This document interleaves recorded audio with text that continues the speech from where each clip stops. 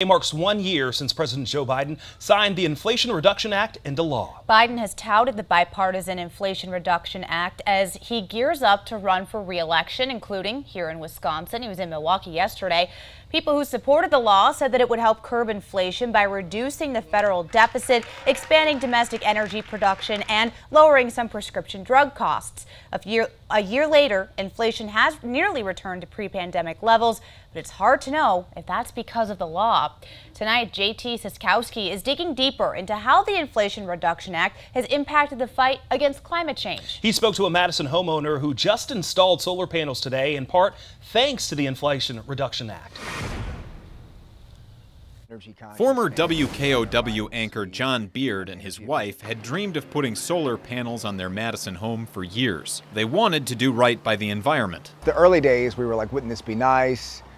Is it even financially feasible for us? We have 2 kids to put through college, things like that. But the cost of installing the solar panels was always too high. Then Congress passed and President Joe Biden signed the Bipartisan Inflation Reduction Act into law. Among the over 270 pages of new regulations, programs, and funding allocations was a tax incentive for people to put solar panels like these on their homes. John and his wife could finally afford their solar panels. The tax credit makes it more palatable to spend the money up front, right?